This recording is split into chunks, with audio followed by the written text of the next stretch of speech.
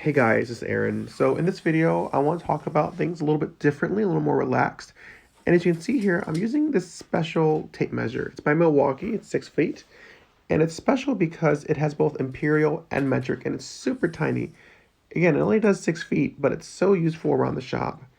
And as you can see here, I'm marking up this board, trying to find the center point, because I'm going to get two pairs of legs that are about 34 inches each.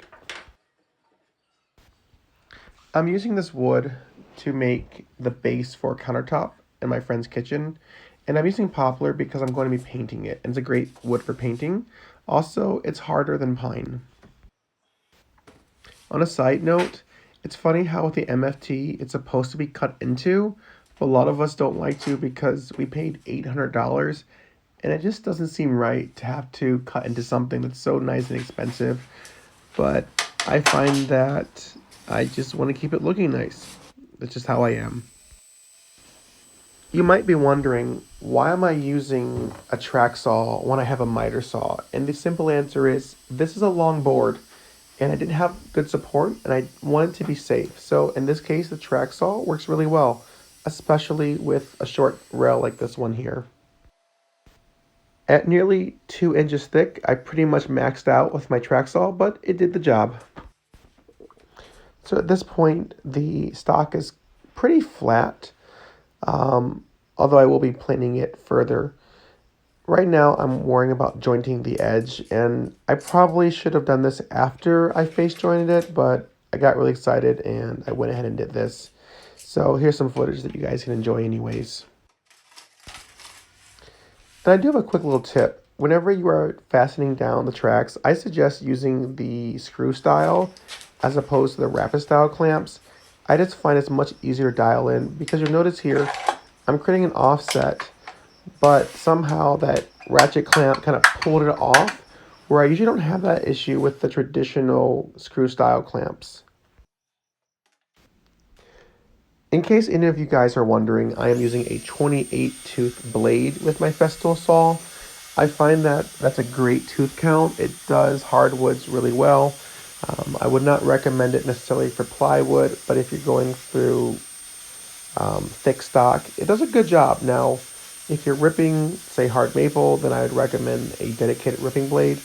But as you'll see here in a moment, the general blade leaves a very nice surface. In fact, I think it's great for jointing because with this type of wood, it just cuts through it really easily. I really wish you guys could feel this because you can feel almost no machine marks.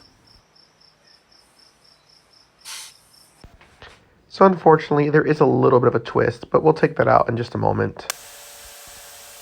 So for those unfamiliar, this is a 12-inch jointer planer combo by Grizzly, and I'll give you my honest feedback on it. Overall, I would say it's a nice unit.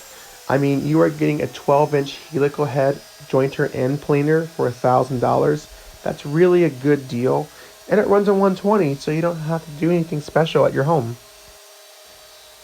The planer bed itself is a little short, but I already knew that. With a bit of support, you can do longer cuts. I will say that the 12-inch head is a little bit ambitious, but it gets the job done.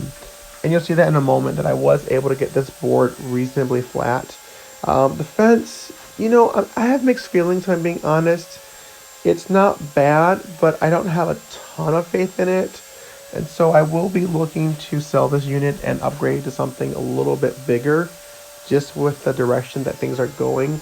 But overall, if you're a hobbyist and you want to have something compact that gives you nice capacity, it's not a bad unit. I don't have any strong complaints about it. And again, as you can see here in just a moment, it got the board flat. So overall, it hasn't been a bad experience. I highly recommend it. Thank you guys so much for watching, and I'll see you in the next one.